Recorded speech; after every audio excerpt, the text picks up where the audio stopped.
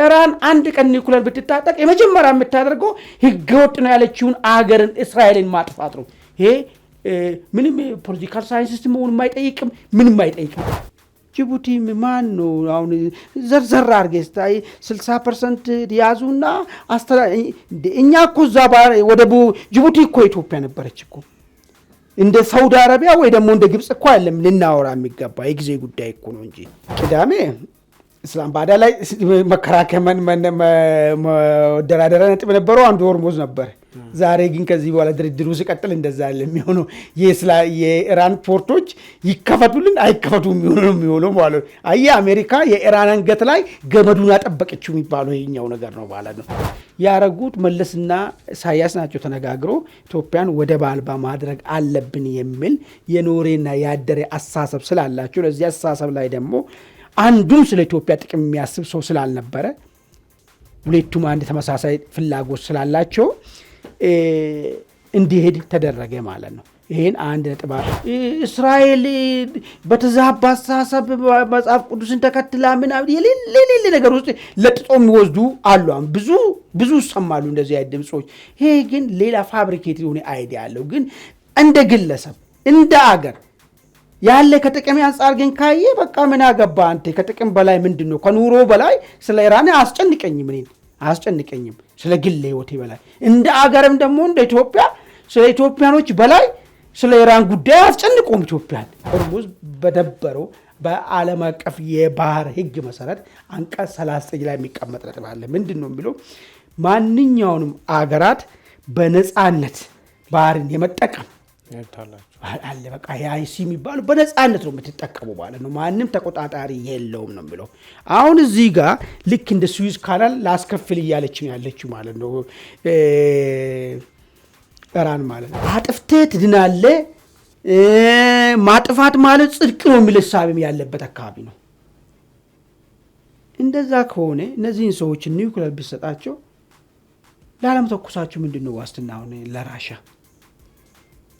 ይሄ እኮ ዝም ብለህ የሚቀልደው ቀልድ አይደለም። እንደ ባሊስቲክ ሚሳይል እንደሚሰጥ ነገር አይደለም። ስለዚህ መከራው የጦፌ ነው የሚሆነው ማለት ነው። የኢራን ወደቦችም ስራ ያቆማሉ፣ ሆርሙዝም እንደ ቀድሞውኑ ስራ እንዳቆመ ይቀጥላል። ለዛ ነው ባይዞ ወርልድ ባንክ አሁን ያወጣው መግለጫ ላይ ማለት ነው የቀድሞውኑ የሆርሙዝን የተረጋጋ የንግድ መስመርነት ታሪክ ሆኗል፣ ዳጊ ወደዛ አይመለስም፣ የዓለም ህዝብ ህርሙን ያውጣ የሚል ነገር ነው የተናገሩት።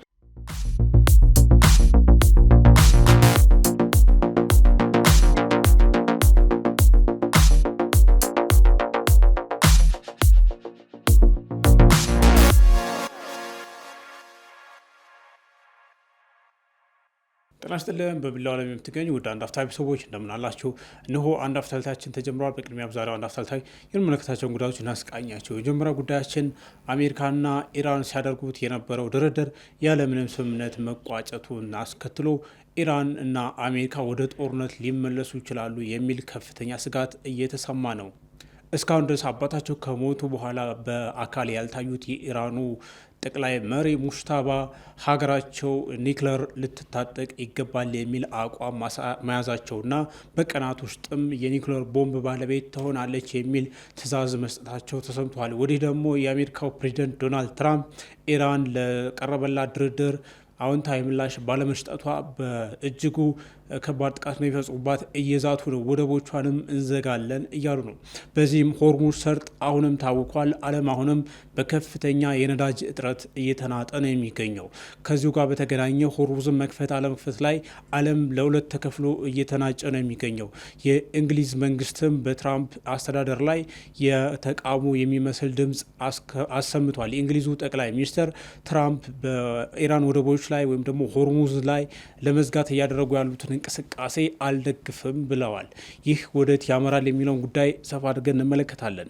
ሁለተኛው ጉዳያችን ኢትዮጵያ እንግዲህ ከአሰብ ወደብ ጋር በተገናኘ የባለቤትነት ጥያቄ ማንሳቷ ይታወቃል። ከሰሞኑ ደግሞ ይህ ጉዳይ ጠንከር ያለ አጀንዳ ሆኖ ኢትዮጵያ እንዴት አጣቸው አሰብን፣ በስንት ጊዜስ ነው ክደት የተፈጸሙ የሚል መረጃ በስፋት እየተሰራጨ ነው። በዚህም የቀድሞ የኢትዮጵያ መከላከያ ሰራዊት ኤታማዦር ሹም እንደዚሁም ደግሞ የህወሓት ተዋጊና አዋጊ የነበሩት ጀነራል ጻድቃን አሰብ ላይ ያሰጡት አስተያየት አለ። እሱንም እንመለከተዋለን። ከዚሁ ጋር በተገናኘ ጅቡቲ ለኢትዮጵያ ያቀረበችው የታጁራ ወደብን 60 በመቶ የማስተዳደር ወይም ደግሞ የጋርዮሽ አስተዳደር ጥያቄ ኢትዮጵያ ውድቅ አድርጋለች ተብሏል። ለምን የሚለው ጉዳይ አነጋጋሪ ሆኗል። ይህን ጉዳይ እንመለከታለን። አብራችሁ እንድትቆዩ እንጋብዛለን። አማን እንደምናለ ነው ከበዓል ማግስት? አዎ እንግዲህ በዓል ጥሩ ነበር። በአንተ በኩል እንዴት? መልካም ጥሩ ነበረ። እስኪ ወደ መጀመሪያ ጉዳያችን ንግባ።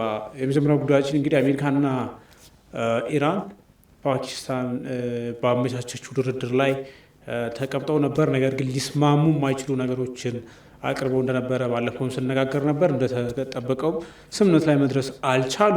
አሁን ምንድን ነው ቀጣይ የሚሆነው ጉዳይ የሚለው ዓለምን እያስጨነቀ ነው። ምክንያቱም እነዚህ ሁለት ሀገራት ካልተስማሙ አሁንም ሆርሙዝ ብቻ አይደለም ከዛ የተሻገረም ዓለም ቀውስ እያስተናገደ ነው የሚገኘው እና እንግዲህ በኢራን በኩል ደግሞ እጅግ አደገኛ የሆነ የቀድሞ ኢራን መሪ አያቶላ አሊ ኻሜኒ ኢራን የኒክለር ጦር መሳሪያ እንድትታጠቅ የመጨረሻውን ፍቃድ አልሰጡም ነበር። አሁን ልጃቸው ገበያት ይኑሩ አይኑሩ በእርግጥ የሚታወቅ ነገር ባይኖርም የግድ የህልውና ጉዳይ ነው፣ ኒክለር መታጠቅ አለባት ኢራን የሚል ትእዛዝ ሰጥተዋል። በዚህም ኢራን በቀናት ውስጥ የኒክለር ቦምብ ወይም ደግሞ ሌሎች አይነት መሳሪያዎችን ኒክለር እንደ ተኳሽነት የሚጠቀሙ ልሰራ ትችላለች የሚል ስጋት አይሏል።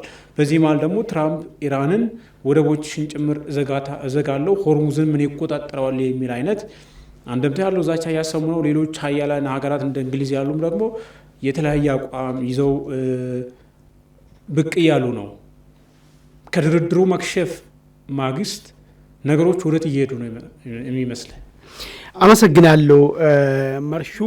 እንግዲህ ትላልቅ ነገር ናቸው። አሁን ድርድሩ በመክሸፉ ጋር ተያይዞ ትላልቅ አደገኛ ነገሮች እየመጡ ነው ያሉት። አንተ እንዳስቀመጥኮ የአገሪቷ መሪ የሆኑት የአያቶላ ልጅ ሙጅታባ ያስቀመጡት ነገር ኒውክለርን በአጭር ጊዜ ውስጥ ሰርታችሁ እንድታስረክቡ ይህንም ለመጠቀምም ዝግጆችንን የሚል ነገር ነው ያነሱት። ምንድን ነው የኢምፕሊኬሽን? ኢራን የአስተሳሰብ ለውጥ አመጣች ወይስ ከዚህ ፊትም ስሉ የነበረው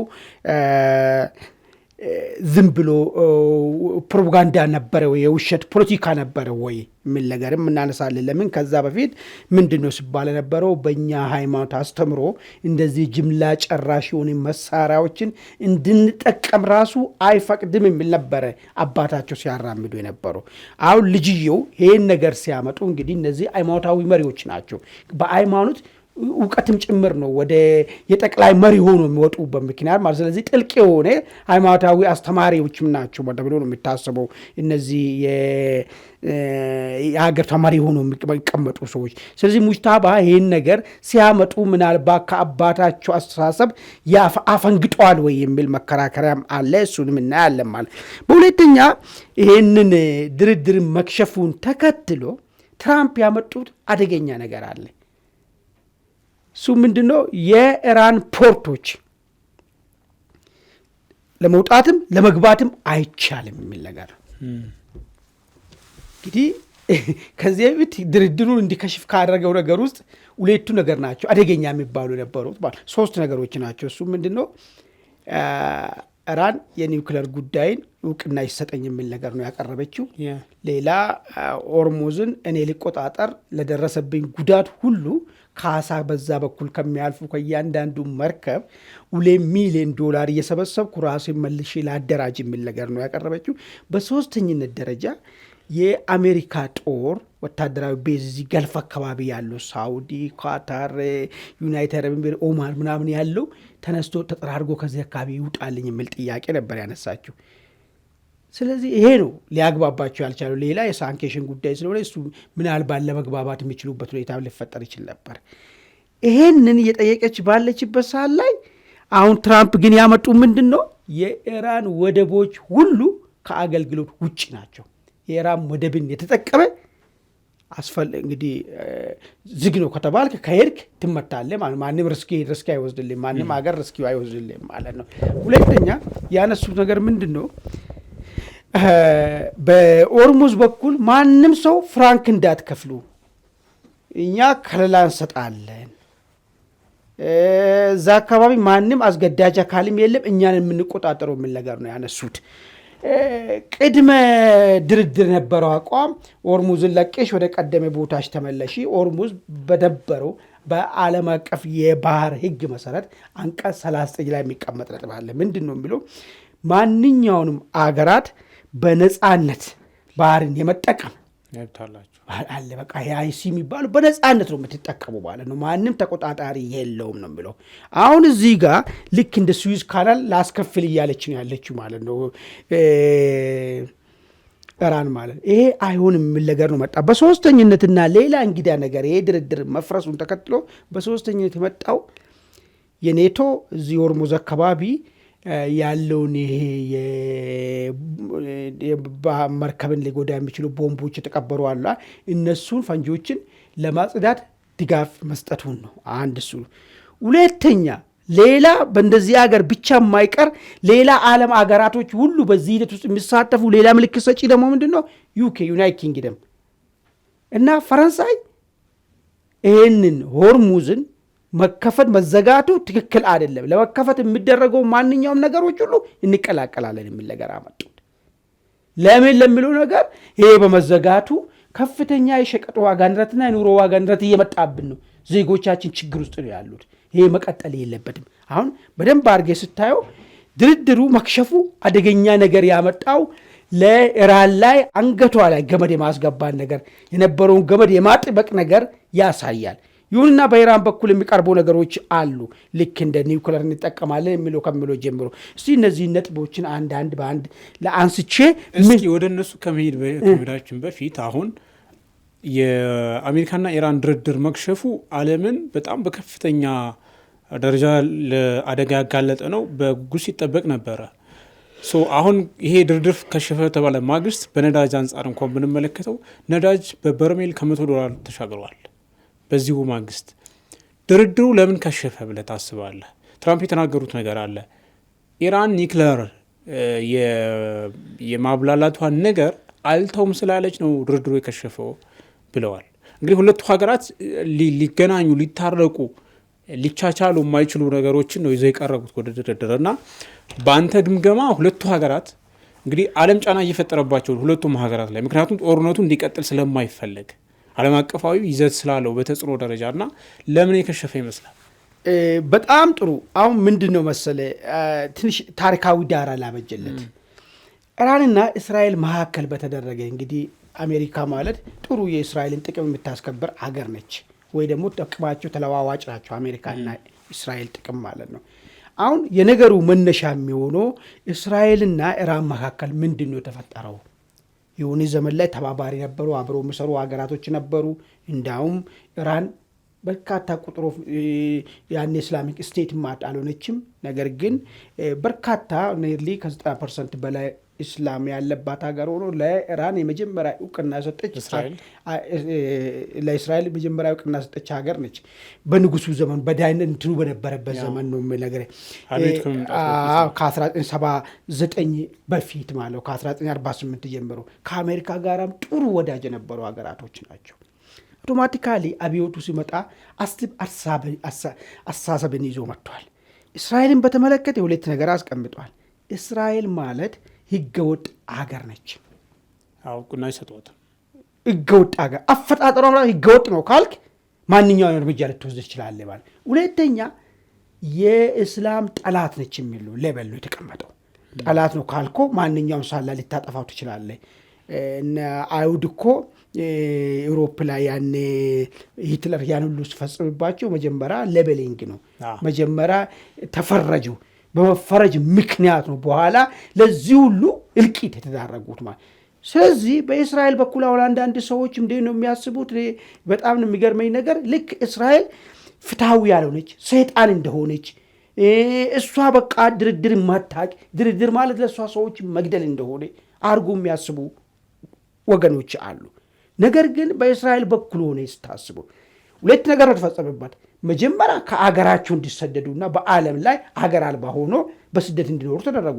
በስደት ከሚኖሩበት ቦታ ላይ ደግሞ እስራኤላውያን ተብሎ አውሮፓ ውስጥ ምን እንደገጠማቸው በሂትለር ጊዜ ምን እንደገጠማቸው ታሪክ የሚያውቁ ነገር ነው። ምንም የሚያሻማ ነገርም አይደለም። ያ ሁሉ እልቂት የተፈጸመባቸው ማለት ነው። ስለዚህ አሁን እንደምንም ብሎ እፎይ ብሎ አገራችን ብሎ መስርቶ ከኖሩ በኋላ ህገወጥ ነው ይህች ሀገር። ህገወጥ ነው ብቻ አይደለም ጸረ እስላም ነች የሚል እስላም ሁሉ ያጥቃት የሚል ፍረጃ የሰጠው 1979 አብዮት ነው ማለት ይሄ መቀልበስ አለብን ነው የሚሉት በእስራኤል በኩል።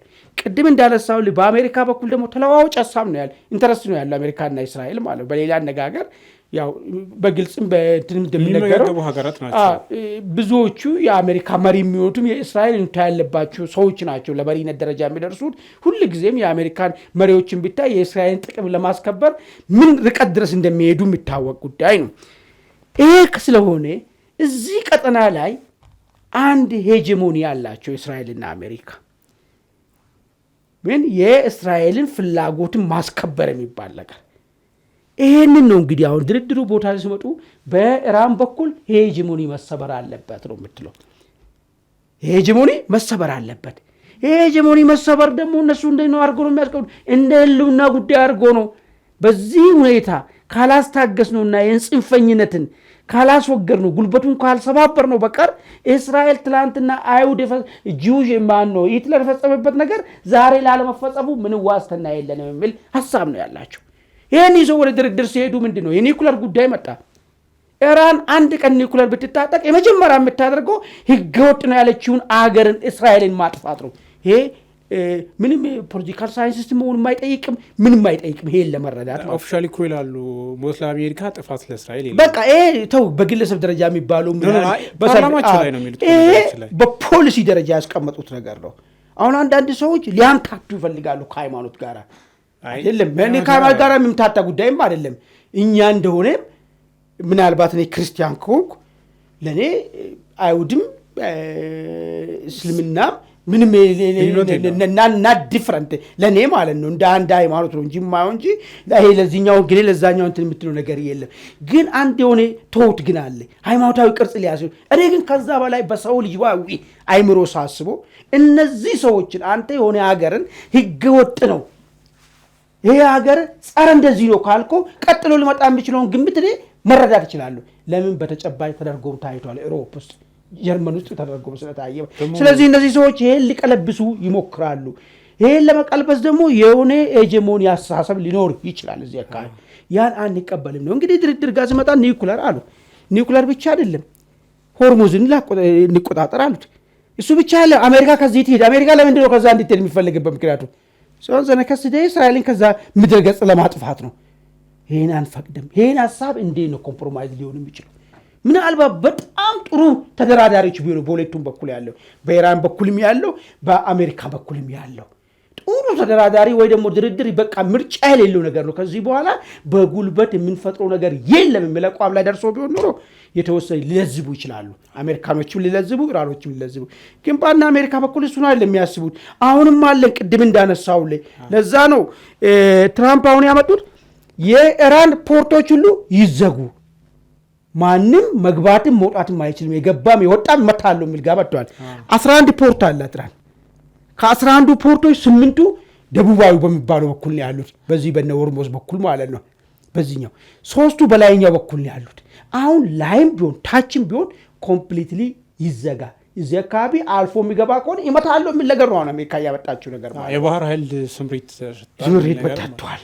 አሁን ይሄን ሆነ ማለት ምንድነው አላማው? ኢራንን የት ጋር ነው የሚወስዳት? ሪሊ በባለፈ ጦርነት መገደድ ያልቻለችውን ኢራንን ሊያስገድዳት ይችላል ወይ? ይሄን አልፎ ግንኙነት የሚያደርጉ ሀገራቶች ይኖራሉ ወይ? እስቲ ከኢራን እነማን ናቸው የሚገዙት? የሚገርም ነገር 80% የኢራን ነዳጅን የምትገዛው ቻይና ነች። ባለፈ የተነሳ ነገር አለ። ሆርሙዝን እንቆጣጠራለን ሲሉ እና አሜሪካ ጉዳዩን የሚያነሱበት ጉዳይ ማዕቀብን ብጣልባት ኢራን ላይ ቻይና ርካሽ የሆነ ኮንትሮባንድ ነዳጅን ትገዛለች ከኢራን። ይሄ ነገር ደግሞ ኢንዱስትሪ ፋብሪካቸውን እንትን ያደርጋቸዋል። ገብቶሃል?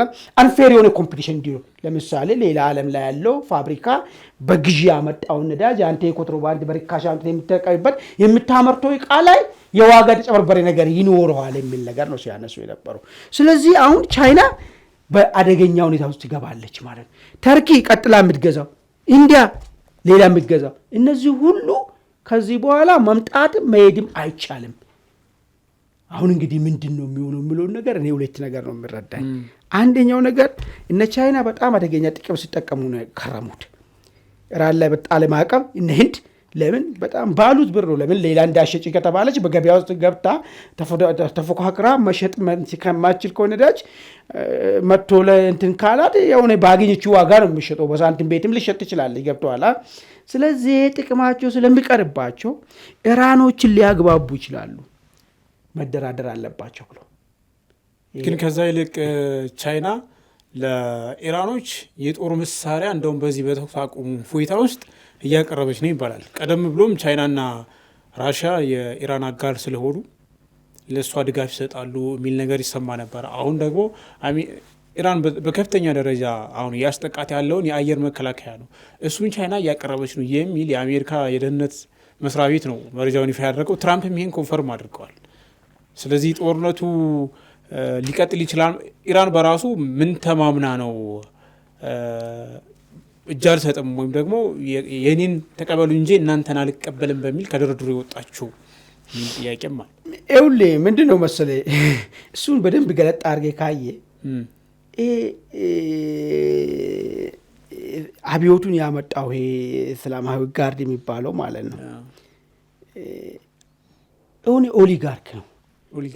የሆነ ቡድኖች ተደራጅቶ ኢራናውያንን እየጨቆኑ የራሳቸውን ጥቅምን የፖለቲካ የኢኮኖሚ ጥቅምን የበላይነት የሚያስከበር ቡድን ነው።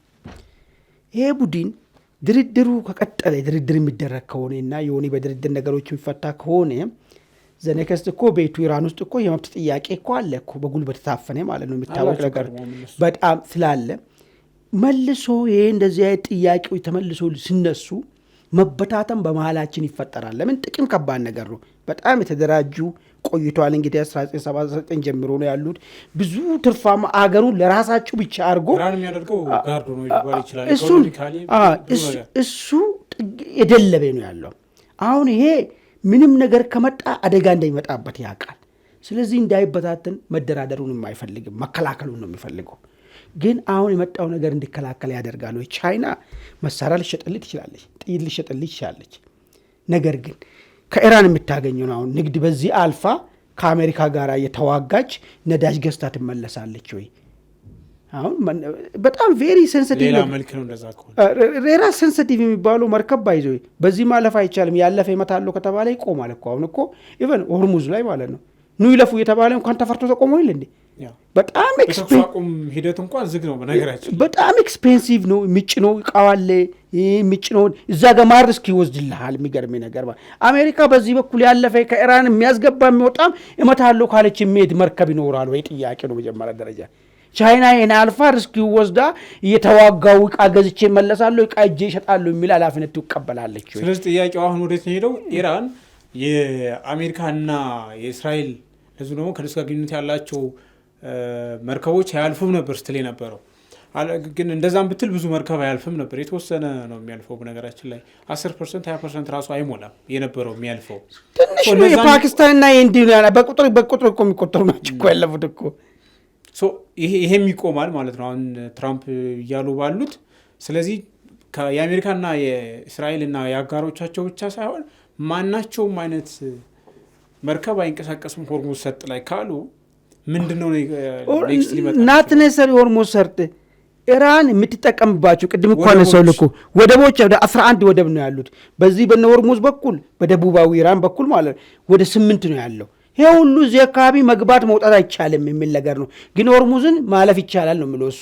የነ አሜሪካኖች ያስቀመጡት መግባት መውጣት ትችላላችሁ፣ በሆርሙዝ በኩል ማለፍ ይቻላል ያለምንም ክፍያ ነው። እንዳው ማለፍ ከኢራን ወደቦች ነው መጫንም፣ ግን ከኢራን ወደ ኢራን መግባትም ከኢራን መውጣትም አይቻልም ነው። ግን ኢራን ዝም ትላለች ወይ የሚለውን ነገር ስታስብ ሆርሙዝን እነሱ ይበሉ እንጂ ገብቶ ስርዓት ለውጥ እስካላመጡ ድረስ ከኢራን ውስጥ ያለውን የሚተኮሰው ሚሳኤል መቆጣጠር እስካልተቻለ ድረስ በሆርሙዝ በኩልም ያልፍም የለም። ስለዚህ መከራው የጦፌ ነው የሚሆነው ማለት ነው። የኢራን ወደቦችም ስራ ያቆማሉ፣ ሆርሙዝም እንደ ቀድሞውኑ ስራ እንዳቆመ ይቀጥላል። ለዛ ነው ባይዘው ወርልድ ባንክ አሁን ያወጣው መግለጫ ላይ ማለት ነው የቀድሞውኑ የሆርሙዝን የተረጋጋ የንግድ መስመርነት ታሪክ ሆኗል፣ ዳጊ ወደዛ አይመለስም፣ የዓለም ህዝብ ህርሙን ያውጣ የሚል ነገር ነው የተናገሩት። ለምን ትልቁ የመዋጊያ ቦታ ስለሚሆን ማለት ነው። ስለዚህ ኢራንን ወደ ማስገደድ ውስጥ ገብቴ ይሄ እስላሚክ ጋርዱን እስካልበተንኮ ድረስ ማለት ነው ይሄ ወደ ነበረው ነገር የመመለሱ ነገር የለም ማለት ግን የመደራደሪያ ነጥብ የሚሆነው ምንድን ነው አሁን ጥያቄው። ቅዳሜ እስላም ባዳ ላይ መከራከያ መደራደሪያ ነጥብ ነበረው አንዱ ሆርሙዝ ነበር። ዛሬ ግን ከዚህ በኋላ ድርድሩ ሲቀጥል እንደዛ ያለ የሚሆነው የኢራን ፖርቶች ይከፈቱልን አይከፈቱ የሚሆነው ማለት ነው። አየህ አሜሪካ የኢራን አንገት ላይ ገመዱን አጠበቀችው የሚባለው ይሄኛው ነገር ነው ማለት ነው። ከዚህ በኋላ አሁን ኢራን የምትከራከረው ስለ ሆርሙዝ መቆጣጠር አለ የራሷ ወደብ ጋር መውጣትና መግባት አሜሪካ ጣለችውን እንትን እንድታነሳላት ነው የሚሆነው ማለት ነው። አየህ ጉዳዩ ሄዶ ኢራን ቤት ውስጥ ገባባት ማለት ነው። ስለዚህ አደገኛ ነገር ነው የሚያመጣ። ኦኬ ስለዚህ ምንድን ነው ያሉት እነ ዩኬ እነ ፈረንሳይ ይዞ መጡ ነገርስ ምንድን ነው? ኔቶስ ይዞ መጣ ምንድን ነው? ሌላ ዓለም ይሄን ጉዳይ እንዴት ነው የሚያው የሚለው ነገር ነው መታየት ያለበት። ዛሬ ነዳጅ $100 ገብቷል፣ $100 ያልፋል። በእርግጠኝነት ነገር በዚህ ሳምንታት ውስጥ በጣም እንደሚጨምር ነው ነዳጅ ዋጋ።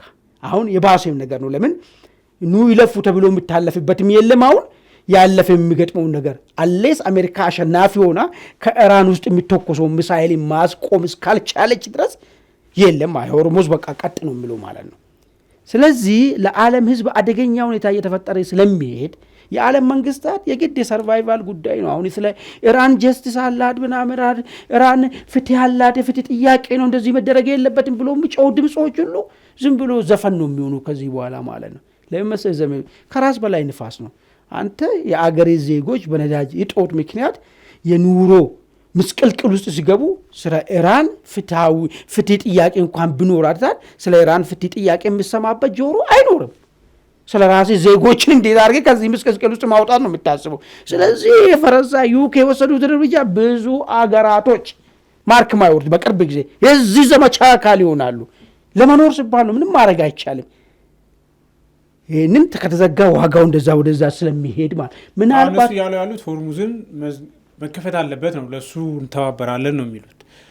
ግን ደግሞ ትራምፕ በተደጋጋሚ ጥሪ ያቀርበውላቸዋል ለኔቶም በተናጠልም አግዙን የሚል ነገር ግን አግዘዋል የሚለው ጉዳይ ብዙ አጠያቂ ነው። ምናልባት የተወሰነ ከጀርባ ሰፖርት ሰጥተዋል አልሰጡም ለፈረንሳይ ኔቶ የሚባል ነገር ነበር፣ ግን እሱ እርግጥ አይደለም። አሁን ይሄ ሌላው ዓለም ሀገር ኢራንም ላይ ወይም ትራምፕ ላይ ጫና መፍጠር ይችላል አይችልም የሚለው ጥያቄ አጠያቂ ስለሆነ ነው። ምክንያቱም ሆርሙዝን የማስከፈት አቅም አለው ወይ አሁን ከነዚህ ሁለቱ ወይም ደግሞ ከጦርነቱ ዋና አክተሮች ውጭ? ይኸውልህ ምንድን ነው መሰለህ አሁን እነሱ ያሉት ጦርነት እኛ አያገባንም፣ ተባብረን አንዋጋም። ነገር ግን አሉ ስለ ሆርሙዝ መከፈት ግን ለእኛ ምሉና ጉዳይ ሆነዋል፣ እዚህ ጉዳይ ላይ እንሰራለን ነው። በሌላ አነጋገር ምንድን ነው ሆርሙዝን የሚዘጋውን አካል እናስገድዳለን ወደሚለው ነገር እየመጣ ነው ያለው ጫወታው። ስለዚህ ምንድን ነው አልሸሹም ዞር አሉ። ኢራንን አሁን በምን ያስገድዷታል? ጦርነቱ ሳንገባም ካሉ ምንድን ነው የሚደረገው? ወደ መርከባቸውን ይዞ መጣሉ። አትለፉ ሲባሉ የሚከለክለውን አካል ትመታለህ ማለት ሌላ ትርጉም እኮ የሚያስፈልገው ነገር አይደለም እኮ።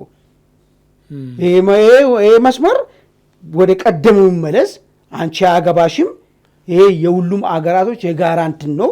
ይሄ መከልከላችን ወደ ስለዋል አይ መከልከል ይችላል ስትል እርምጃ ነው መጣው። ሌላ ነገር እኮ የለውም። ከዛ ፊት እኮ በሆርሙዝ ማንም ፈቅዶልህ ማንም ከልክሎ አይደለም የምታልፎ የምትመለሰው። በራስ ማንም ዓለም ህዝብ በዛ በኩል በመርከቦች እየሄዱ እቃ ያመጣሉ መልሶ ይሸጣሉ ማለት እቃዎችን ያመላለሳሉ። አሁን ግን ኢራን ይሄንን ሂደትን ይሄን ፕሮሴስን ይቆጣጠራል ወደሚል ነገር መጣች።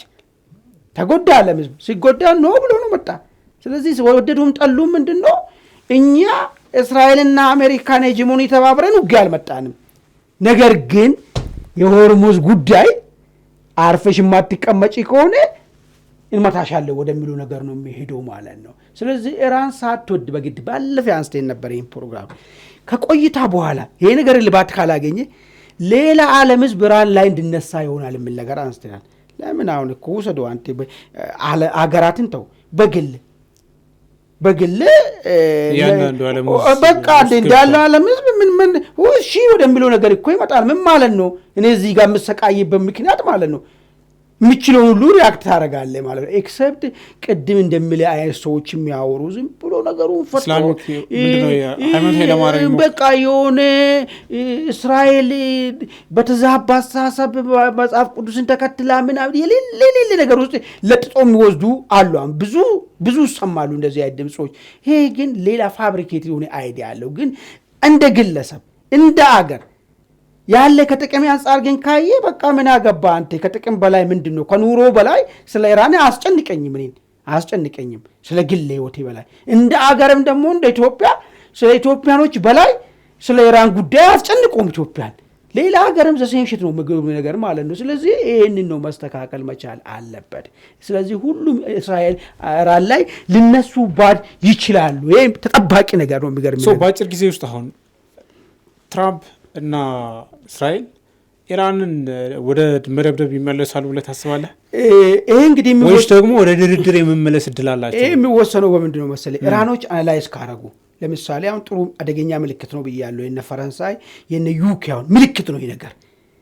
ሌሎች ዓለም ሀገራቶችም እንደዚህ አይነት ምልክቶች ካሳየ ከስንቱ ጋር ትዋጋለህ? የሚገርም ነገር ማለት ነው። ከዚህ በፊት እኮ እነዚህ ኢምፔሪያሊስት ሀሳብ ነው የና አሜሪካኖች ለእስራኤል ተብሎ የሚደረግ ነገር ነው ዓለም ህዝብኛ ነው ያውቃል ምን አይነት ባለ እኮ ዘፈኖች ነበሩ እኮ።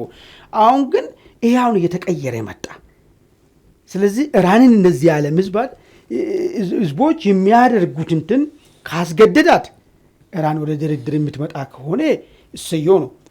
ካልሆነ ግን አውቶማቲካሊ እችን ግሪን ላይን ካዩ ደግሞ እና አሜሪካ ማለት ነው እችን እንደ አድቫንቴጅ ወስዶ መልሶ እኮ በፊትም እኮ እንደዛ ይታወቃል እኮ አሜሪካ ታክስ አቁሙንም የተፈረመችው ምናምን ነገር መርከቧ እስኪደርስ እኮ ነው ጦር መርከቡ እኮ ኦልሬዲ አሁን ደርሷል። እንዴ ትልቅ ተራራ ማለት እኮ ነው ጦር መርከቡ ስንል እንትን ነገር እንዳይቆጠር ማለት ነው። ትልቅ ይዞታ ማለት ይዛለች። አሁን እዛ ባህር ላይ ትልቅ የማጥቂያ ተራራ ይዛለች ማለት ነው። ስለዚህ በቀላሉ ወደ ግጭት መመለስ እድሉ በጣም ሰፊ ነው። ኢራኖች ያለውን ነገር ተገንዝቦ ትንሽ ለዘብ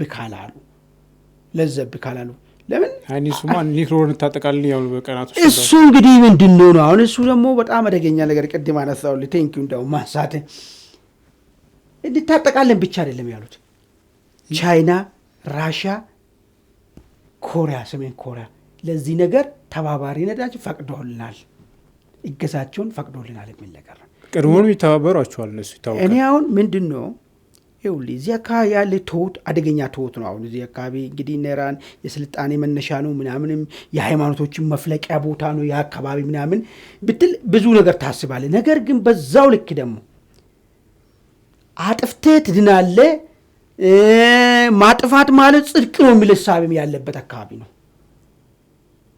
እንደዛ ከሆነ እነዚህን ሰዎች ኒውክሌር ቢሰጣቸው ለዓለም ተኩሳቸው ምንድን ነው ዋስትናውን ለራሻ? ይሄ እኮ ዝም ብሎ የሚቀልደው ቀልድ አይደለም። እንደ ባለስቲክ ሚሳይል እንደሚሰጥ ነገር አይደለም። ከታጠቅከው ዝም ብሎ አይደለም። ለዓለማረጋቸው ቅድም እንዳልኩ ሃይማኖታዊ መሪ ነው። ይሄ ሃይማኖታዊ መሪ ደግሞ ምንድን ነው አለ የእኛ ሃይማኖት ጠላት ነች ይቺ ሀገር ብሏል። በሃይማኖት ደግሞ ካጠፋት ትድናለች ጸድቃለች የሚል አስተምሮ ደግሞ አለ። በሃይማኖቱ ላይ መጣብን ጠላትን እሱን ስትዋጋ ከሞት ጸድቃለች የሚል ነገር አለ። ስለዚህ ላለመተኮስ ምንድን ነው ዋስትናው? ይሄ ራሽያዎቹ እንዴት ነው የሚያስቡት ነው ጉዳዩ። ኒውክሌር እኮ ምንም ሪቨርስ የለውም፣ አብረው ነው መጥፋት ነው የምንሄደው አይደል ሁላችንም ማለት ነው። እነ ቻይና ይህን ጉዳይ እንዴት ነው የሚያዩት ነው?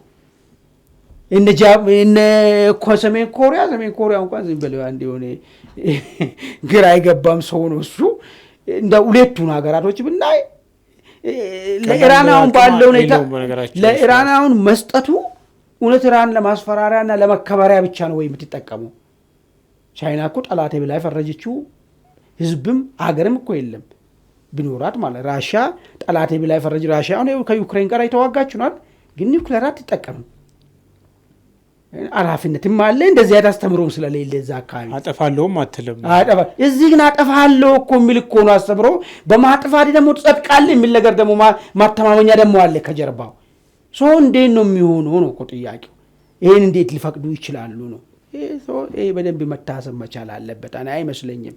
ቅድም እንዳልኩ ሚሳይል ሊልኩልህ ይችላሉ ምናምን፣ አንዳንድ ገዛዎች ሊደረጉ ይችላሉ፣ በርቺ ወጥሪ ምናምን ሊሉሽ ይችላሉ። ነገር ግን ኒውክሌር የሚያክል ነገር ኃላፊነት የማይሰማው አገር ህዝብ ላይ ጠላት ብሎ የሚፈርጅ አካል ያለው መንግስት ጋር ሄደ ኒውክሌርን ሰጥተህ ቀጥሎ ሊሆን የሚችለው ነገር ምንድን ነው? የተፈራው ሶስተኛው ጦርነትም ሊሆን ይችላል። ሶስተኛው ዓለም ጦርነት ጉድ። ይሄ እኮ መጥፋት እኮ ነው። ዓለም እኮ የምጠፋ እኮ ይህንን ለዚህ ኤጀንት ይሆናሉ። ያው ምናልባት በቦምብ ደረጃ ከሆነ የተወሰነ በጂኦግራፊካሊ እንግዲህ ለዘመናት የሚያደርሰው ጉዳት ሊኖር ይችላል። እሱ ያው ኒውክሌር እንትኖችም ስላላችሁ ደረጃም ስላለ ስለዚህ ለዚህ ተባባሪ የሚሆን ማን ነው? አሁን በጣም ከባድ ነው። ለምን እያየን ነው። ሂትለር እኮ ያኔ እኛ አንደኛ ዓለም ጦርነት ላይ ለመሸነፋችን እኛ ፊት ለፊት ቆመን ከእንግሊዝ ጋር ስንዋጋ ከጀርባ በጩቤ ወቅቶ የጣሉን አይሁድ ነው። ለእኛ አንድ ጀርመናዊ ለመቸገሩ አይሁድ ነው ተጠያቂ አድርጎ ተነስቶ ነው ያን ሁሉ ፍጅት የፈጸመው። እነዚህ ደግሞ እነዚህ ጸረ እስላም ነው ብሎ ወስነው ተነሱት። ምንድን ነው ሊያደርጓቸው የሚችሉት? ድምጥማጣቸውን አያጠፉም ወይ? ይህስ ከሰብአዊነት ይህን መደገፍስ ራሱ ይቻላል ወይ? አንድ ሀገር አንድ ህዝብ ይጥፋ ብላይ ማለት ነው። መልካም ውድ ቤተሰቦቻችን እንግዲህ የሚሆነውን ወደፊት እንመለከታለን። የአሜሪካ እስራኤልና ኢራንን ጉዳይ አሁን ወደ መጨረሻውና ሁለተኛው ጉዳይ እንመለስ። ከሰሞኑ የኢትዮጵያ መንግስት ከጅቡቲ የቀረበለትን የታጁራ ወደብን 60 በመቶ የሚያስተዳደር ጉዳይ ውድቅ አድርጓል የሚል መረጃ ተሰምቷል። ካፒታል ኒውስ ፔፐር ይዞት የወጣው ዘገባ ጅቡቲ ለኢትዮጵያ ያቀረበችውን ጥያቄ የኢትዮጵያ መንግስት ወደ ድርድር ከገባ በኋላ ውድቅ አድርጎታል። ውድቅ የሆነው ደግሞ ወደ ማስተዳደር ብቻ አይደለም ፈልገው ከዛ የተሻገረ ወይም ደግሞ የቀጠና የኮሪደር ስምምነት መሆን አለበት በሚል መሆኑን ዘገባው ያመላክታል። ወደ ደግሞ ኢትዮጵያ አሰብን በተደጋጋሚ ተከርታ አጥተዋለች የሚል ነገር ይሰማል። አሁን ጀነራል ጻድቃንም ያንኑ ከሰሞኑ አስተጋብተዋል። ይህም ጉዳይ በተወሰነ መልኩ እንመልከታ።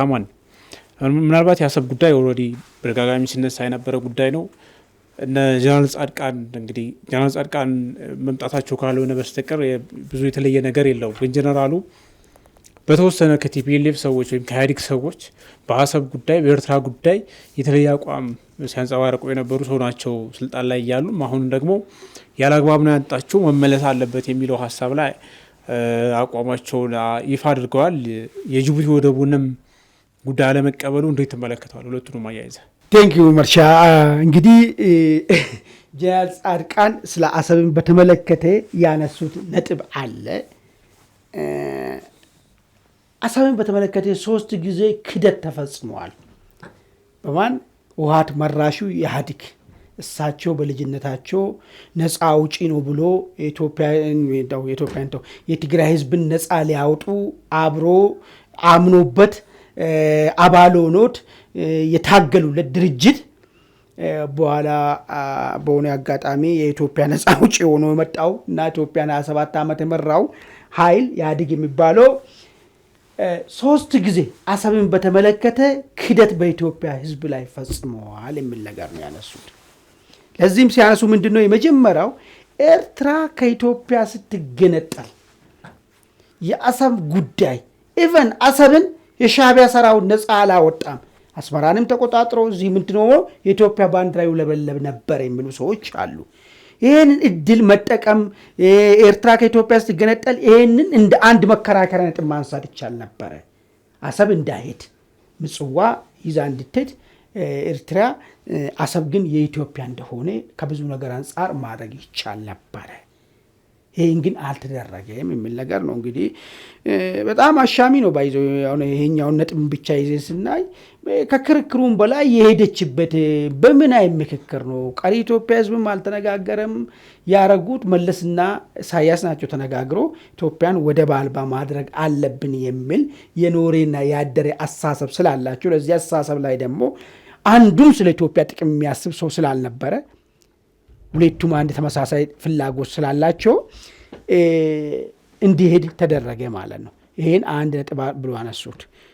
ሁለተኛ እኔ ኢትዮጵያ ባህር አልባ የሆነችበት ክደት የተፈጸመበት ቀን ብሎ የሚያነሱት ይሄንን ነው። ሁለተኛው የኢትዮ ኤርትራ ጦርነት የተከናወነ ጊዜ ባድሜው ጦርነት ማለት ነው። አሰብን መቆጣጠር የሚቻልበት እድል ነበረ። እንግዲህ እሳቸው ኤታማዦር ሹም ነበሩ በዛ ወቅት ያውቃሉ። የጦርነቱን በምን አይነት ደረጃ እንደመሆን ይችላል ነበር የሚለውን ነገር ያውቃሉ። ሄዶ አሰብን መቆጣጠርና አሰብን ተቆጣጥሮ መደራደር የሚቻልበት እድል ክፍት ነበረ። ነገር ግን አሁንም በወቅቱም ከኤርትራ ጋር እንኳን የተዋጉ የእሳቸው ጓደኞች ማለት ነው እና አቶ መለስ እና አቶ ስዩም ምናምን ኢትዮጵያ ጠሎች ስለነበሩ የኢትዮጵያ ጥቅም እንዲከበር ስለማይፈልጉ ኢቨን ጠላትም ሆኖ አብሮ የተዋጉ ከሻቢያ ጋር ይህንን ጥያቄ ማስተናገድ አልፈለጉ። ወደ ፊት ለፊት እንዲወጣ አልፈለጉትም። በሶስተኛ ደረጃ በሚገርም ሁኔታ በአልጀርሱ ጋር ሲሄዱ ይህንም ብዙ ጊዜ ያነሱ ነበር። ዶክተር ያዕቆብ በደንብ አድርጎ ነው የሚያነሱት። አልጀርስ ጋር ሲሄዱ ኢቨን አደራዳሪ የሆኑ የተቀመጡ ሰዎች ኢትዮጵያ የእንትን ጉዳይ ሁሉ እንድታነሳ ሁሉ አንሶ ምን አገባችሁ እስከመባል ድረስ እንደደረሱ የአልጀርሱ አካል እንዲሆን ባድሜ ሽራሮ ላይ ድርድር ሲነሳ የአሰብ ጉዳይ ድርድር አካል እንዲሆኑ ወደዚህኛው ጠቃለል ከተባለ ይሄኛው ደግሞ ወደዚህ እንዲጠቃለል ወይ መደራደር የሚቻልበት እድል ነበረው። ይህንንም አልተደረገም የሚል ነገር ነው። እንግዲህ ጀነራል ጻድቃን አንድ ሆነች አለቻቸው። እኔ ያድግም ስራ አስፈጻሚ ባልበያለው ይህን ጉዳይ አነሳ ነበር የሚለውን ነገር አላቸው። ተፈራ ዋልዋሎ ምናምን እንደሚደግፈኝና ሌሎቹ ሁሉ ያወግዙኛል የሚል ነገር ነው። which is good ችግር የለውም። እኔ እሱ ነገር ብዙ ጊዜ ርሲት መቅረብ ከቻለ ሀሳብ ጥሩ ነገር ነው። እርግጥ ነው ጀነራል ጻድቃን ይሁኑ ያኔ በ1983 ከ93 ከህወሓት የተለዩ ሰዎች አንጻራዊ አንድ የማይካድ ነገር የነበረው ኃይልን እነመለስን ቡድን የኤርትራ ጉዳይ አስፈጻሚ እንደሆነ አድርጎ ነው የሚያቀርቡት ነበረው። አቶ ስዬም በተለያየ ጊዜ ፓርቲ ውስጥም ገብተው የሚታገሉበት ጊዜ ይህን ነገር በደንብ አድርጎ ነው የሚቀርቡ ነበር። እነዚህኛዎቹ ለኢትዮጵያ ተቆርቋሪ እንደሆኑ ያኛው ቡድን አሸናፊ ሆነው የኢትዮጵያ ጠላት እንደሆነ እንግዲህ አቶ ስዩምም በዚህ ሂደት ስለወጡ ከዛ ሂደት ውስጥ ማለት ነው ከጀነራል ጻድቃንም በዚህ ሂደት ከህወሓት ውስጥም ከወታደራዊ መሪነት ውስጥም ስለተባረሩ ምናልባት እሳቸው የሚያነሱ አሰብ ጉዳይ ላይ ትክክል ሊሆን ይችላል ብለህ ልታስብ ትችላለህ። ርሲቱ እንኳን ባናገኝለት ማለት አሁን እኔ እሱ አይደለም ይሄ ጉዳይ ለምንድን ነው አሁን በዚህ ደረጃ መነሳት የተፈለገበት? ሰምተናል። ከዚህ በፊት ጀነራል ጻድቃን የሆነ ሚዲያ ላይ ቀርቦ ተናግሯል። ይህንን ጉዳይ ማለት ነው የአሰብን በተመለከተ ያላቸው አቋምና ጽሁፍም ጽፏል። አሰብ የኢትዮጵያ መመለስ እንዳለባት ኢትዮጵያና ኤርትራ ግጭት ውስጥ የሚገቡ ከሆነም ትንተና አስቀምጠዋል። ምናልባት የኤርትራ ቅርጽም ሊያንስም እንደሚችል ጉዳዩ እንዳሁን ባለው ሁኔታ እንደሊቀጥል እንደማይችልም ትንተና ሰጥተዋል። እሱ አይደለም። እኔም አሁን ለምንድን ነው በዚህ ሁኔታ ማቅረብ የተፈለገው? የአሰብ ጉዳይ ኤክሰፕት ጥቂት ሰዎች እነሱ የሚፈልጉ ሰው አገር ስላልመራ ወይ ደግሞ እነሱ ኢንተረስ ትክክለኛ ነው ብሎ የሚያስቡት የነሱ ሰው ሆነ ሰው አገር ሲመራ ጥሩ መንግስት አግኝተናል አሁን አሰብ መመለስ ይችላል የሚል እሳቤ ያላቸው ውጭ ያሉ ሰዎች ካልሆነ በስተቀር እኔ ኢትዮጵያ ውስጥ ያለው ሰው መንግስትን የሚደግፍ መንግስትን የሚቃወም ጉዳይም አይደለም ብሎ የሚኖር ሰው አገባኝ ብሎ መቃወም አልቃወም አልደግፍም ዝም ብዬ እኖራለሁ የሚለው ሰው የአሰብ ጉዳይ ላይ የኢትዮጵያ ያጣችው ጥሬ አቋ እንደሆነ ለዚህ ጉዳይ ደግሞ ለዘመናት ህዝቡ ሰለሰል እንደኖረ ዛሬ በመንግስት ይሄ ሐሳብ መቅረቡ እሰየው ጥሩ ነገር ነውና ወደ ጉዳይ ግቡ ብሎ እየጠበቀ ነው ያለው። ምንም ግንዛቤ አትፈልግም። ወጥተ መንገላ አሰብ ምናምን ብትለው አዎ አሰብ እኮ ድሮ ኢትዮጵያን የማይወዱ ሰዎች ሀገር ሲመሩ ቆርሶ ሰጡ ኢትዮጵያን ያለ ባህር አልባ አደረጓት። አሁን ደግሞ ይሄ ነገር ይመለሳል ተብሏል ሰምተናል። መንግስት ለዚህ ነገር እታገላለሁ ብሏል። ሶዋት ይሄንን ግንዛቤ ሁሉ አግኝቷል። አሁን መልሰ መላልሰ ምን ብለ ማቅረቡ ማብራሪያው ምንድነው ኢምፖርታንሱ? ጨረስን እኮ እኛ እንኳን እዚህ ቦታ ላይ ከሁለት ዓመት በላይ ማለት ነው በሚቻለው በሚሰማንና ባለን ተከታይ ልክ ግንዛቤ ፈጥረናል። ግንዛቤ መጀመሪያም ነበር። ድሮ ተቃዋሚ ፓርቲዎች ነበሩ የሚያነሱት ሲያሰብ ጉዳይ መታገያቸውም እኮ አድርገዋል እኮ አሸንፈዋል እኮ ከዛ አሁን መንግስት አነሳ እሰየው ዋናው የህዝብ ጥያቄ ነበር ነገር ስለሆነ ጨረስን እኮ ተነጋገርን እኮ ብዙ አወራን። አሁን ምንድነው ግንዛቤን የምንፈጥረው? ግንዛቤ ካልክ አንድ ሊሆን የሚችለው ነገር ጀነራል ጻድቃንን አምጥተህ እዛ ጋር ስታስወራቸው ስለዚህ ጉዳይ ምናልባት የትላንት ጓደኞቻቸው የሆኑ ወታደራዊ ውስጥ አሉ አሁን ጽምዶ የሚባል ሻቢያ ጋር እንዲህ የሚለው ነገር አለ እነሱም ምናልባት እነሱ ጋር ግንዛቤው አልተፈጠረው ለሀገር ብሔራዊ ጥቅም ምን ያህል ጠቃሚ እንደሆነ የሚለውን ነገር እንጂ ሌላው ሰፊ ኢትዮጵያ ህዝብ አውቆታል፣ ተማምኗል። ይህን ጉዳይ ለዚህ ጉዳይ አስፈላጊ መስዋዕትን ለመክፈል ዝግጁ ነው። ይህ ግን ድግግሞሹ ወይስ ጋዜጠኞቹ ናቸው ዝም ብሎ ፕሮግራም ለመስራት ስለሚያቅዱ ወይስ በፕሮፓጋንዳውን ታስበውበት ነው የሚሰራ እንደዚህ አይነት ነገር አላውቁም። የመንግስት ሚዲያ ላይ ሰርቼ ስለማላውቅ ፕሮፓጋንዳ በነገራችን ላይ እንትን አለው፣ መነሻ አለው፣ መድረሻ ግብ አለው፣ ታይሚንግ አለው። ማለት እንደው ዝም ብሎ በየጊዜው ስለረጨህ ብቻ እንትን የምትለው ነገር አይደለም። ባይዜ አንተ እንዳልከው ደግሞ ጉዳዩ በጣም ትልቅ ስለሆነ አሁን ይህን ጉዳይ የማያውቅ እንደው ብዙ ዜጋ አለ ተብሎ ሊታሰብ አይችልም። እኔ እሰጋለሁ። ምን እንደሚያሰጋኝ ታውቃለህ? እውነቱን ልንገርህና ካውንተር እንዳይሆን አሁን እዚህ ቅድም ያልኩ ሰዎች አሉ፣ ውጭ አካባቢ ያሉ ሰዎች ምን የሚሉት አሰብ መንግስት ትክክለኛ ስላልሆነ ትክክለኛ መንግስት ሲመጣ ነው አሰብን የምናገጣው። አሰብን መምጣቱ ላይ ጥያቄ የላቸው። አሁን የኛውን መንግስትን አንፈልገውም እኛ ትክክለኛ ነው ብለን ስለማናስበው እኛ ስለማናስበው አይሆንም ይሄ መንግስት አሰብን ለማምጣት ብቃትም የለውም እንትኑም የለውም ብሎ የሚዘጉ ሰዎች አሉ። አይከራከሩ። መከራከር ክፍት ቢሆን መከራከር ትችላለህ። የሀገር ብሔራዊ ጥቅም እንዴት ነው የሚከበረው? በግለሰብ እዛ ባልተቀመጠው ግለሰብ ነው ወይስ የሀገር ብሔራዊ ጥቅም እንዴት ነው የሚታ እንደዛ የማይከራከሩ ክርክሩ ነፎና ግን ዘግቷል። ለእንደነሱ አይነት ነገሩ ዝም ብሎ ተደጋጋሚ ብቻ የሚነሳ ከሆነ ብሌን ነበር የሚባል አማርኛ ቢያመጣ ስሜት ስጋት ሁሉ አለኝ። ይሄውና አይደረግም እኮ ዝም ብሎ ነው የሚወራ የሚል ነገር ማለት ነው። እንደዛ አይነት ናሬቲቭ እንዳይፈጠር ይሰጋሉ እንጂ እኔ ግንዛቤው አልቋል። ምንም ያው ከዚህ በኋላ የሚፈጥረው ግንዛቤም ያለም አይመስለኝም። በደንብ አድርጎ እያንዳንዱ ትላንትና ዛንትን ያለው አሁን አይደለም ከተማ ሶሻል ሚዲያ የሚከታተል ምንም አፋር እኮ በረሃ ውስጥ እኮ ግመል እኮ የሚያግደው ሰው ስለዚህ ጉዳይ መነሳቱና ነገ እንደሚመለስ ወደ ቦታው ሰምቶ ጨርሷል። ዝግጁ ለዚህ ጉዳይ ነው። ስለዚህ እንትን እንዳይሆን ነው። ሌላው ከወደብ ጋር የተገናኘው ጅቡቲ ለኢትዮጵያ ያቀረበችውን የታጁራ ወደብን የማስተዳደር ጉዳይ 60% ነው ተብሏል። ውድቅ ሆኗል በኢትዮጵያ በኩል የሚል የጅቡቲ ወደብ አስተዳደር ባለስልጣን ይመስለኛል ለካፒታል ጋዜጣ ተናግረዋል። እና ይህ ጉዳይ እንዴት ተመለከተዋል? በጠቅላይ ሚኒስትሩ በኩል ኢትዮጵያ ወደምትፈልገው አንድ አይደለም፣ ሁለት አይደለም፣ 3 4 ከሁሉም ጎረቤት ሀገሮቻችን ቢኖረን ደስ ይለናል፣ እንፈልጋለን፣ እነጋገራለን የሚል ነበር። ለምን የሚለው ደግሞ አሁን ጥያቄ ሆኗል። ይኸውልህ እኔ አሁን ይሄ የጅቡቲ ያቀረበችው ምንድን ነው፣ እኛ የምንፈልገው ምንድን ነው የሚለው ነገር መጀመሪያ መለየት መቻል አለበት። አንዳንድ ሰዎች ይህንን እንዴት ተብሎ የለ ለምን አትቀበሉ ምናምን የሚል መከራከር የሚያነሱ ነገር አለ። የኛ የባህር በር ጥያቄ ምንድን ነው? የመጀመሪያ መረዳት ያለበት ጥያቄው እኮ አለን ነበረን፣ ትክክለኛ ባልሆነ መንገድ ተዘርፈን ነው። ይህንን ማስመለስ አለብን። የመጀመሪያ ባህር በር ጥያቄ ስነሳ ፖይንቱ ነው። ኢትዮጵያ ከአንድም 2 ባህር በር በቅርብ ዘመናት ውስጥ ነበራት፣ ምጽዋን፣ አሰብን። ኤርትራኖች ከኢትዮጵያ መገንጠል አለብን አሉ፣ ተዋጉ፣ ተገነጠሉ። ሲገነጠሉ ግን የእኛን ይዛችሁ መሄድ አችሉም፣ አሰብ የኢትዮጵያ ነው የሚል መከራከሪያ ነው አሁን እየተነሳ ያለው እንጂ ምጽዋ ለምን ወስዳችሁ ምናምን የሚባልም ነገር የለም። በቃ ወስዷቸው የራሳችሁ፣ አሰብ ግን የኛ ነው እያልን ያለው። ስለዚህ የባህር በር ጥያቄ የተወሰደብን በአሻጥርና በተንኮል ያጣነው አለ ነው እየጠየቅን ያለ ነው። ይሄ ነው የባህር በር ጥያቄያችን እንጂ እባክህ የሆነ እንትን አስጠጋኝ እንደዚህ ስጠኝ ምናምን ነገር እኮ አይደለም እኮ። ከዛ በኋላ ደግሞ እንደ አንድ ትልቅ አገር ትልቅ ኢኮኖሚ እንዳለው ሀገር ከሌላ አገር ጋራ በተለያየ መንገድ በስምምነቶች አማራጮችን የማስፋት ፍላጎት አለን።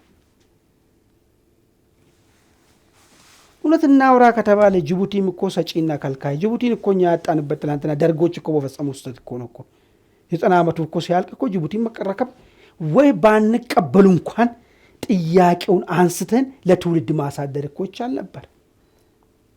ጅቡቲ ማን ነው አሁን ዘርዘር አድርገህ ስታይ 60% ያዙና እኛ እኮ እዛ ወደ ጅቡቲ እኮ ኢትዮጵያ ነበረች እኮ እንደ ሳውዲ አረቢያ ወይ ደግሞ እንደ ግብጽ እኮ አይደለም ልናወራ የሚገባ የጊዜ ጉዳይ እኮ ነው እንጂ አሁን ታሪክ ተቀይሯል።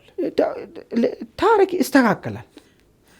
ልክ እንደ ታሪክ እንደተስተካከለ እኛ ጅቡቲን 90 ዓመት ፈርመን ሰጥቶ በጨረሻ 90 ዓመቱ ሲያልቅ መረከብ ሲገባቸው ደርጎች ራሳቸው ምክንያት ያስቀምጣሉ ይህን ጥያቄ ለማቅረባቸው እንደተውት ሁሉ ነገም ሌላ አታውቁም ታሪክ ይለወጣል እያልኩ አለ ጅቡቲን ነገ እናመጣለን እያልኩም አይደለም የተሰመረልኝ ነገሩ ማለት ግን ምንድነው ጅቡቲ በዚህ መንገድኛና ጅቡቲ መካከል ያለው ይሄ ነው ግንኙነቱ ዛሬ ልክ እንደ ሳውዲ 60% አስተዳድሩ እሱን ወታደር አታምጡ ለንግድ ብቻ ምናምን ነው ተባለ አይ ይሄን አንፈልግም እኛ መጀመሪያ ይሄንን ደግሞ ስለሰጡን አሰብ ላይ የምናነሳውን ክሌም የሚያቆም አይደለም አሁን አንዳንዱ እንደዛ እኮ ነው የሚያስበው በቃ ወስዳችሁ የለ ምንድነው የሚጫወቱ አሰብ አትረብሹ ምናምን አይደለም እንደዛ እኮ አይደለም እኮ እኛ ትልቅ ሀገር ነበር በሆነ አጋጣሚ በደል ተፈጸመብን አካላችን ተቆራርሶ ለቦታ ቀረ ባህር እዛ ያለን ይሄን እናስመልስ ነው ይመልሱልን ነው የሚለው ነገር ስለዚህ አይገናኝም ነው ጥያቄ ነው ሰገራሉ ጉድ ቢስኮቾችን ዛሬውን አንድ አፍታልታይ እዚህ ላይ ቆይተናል ስለ ተከታተላችሁ እናመሰግናለን ጤና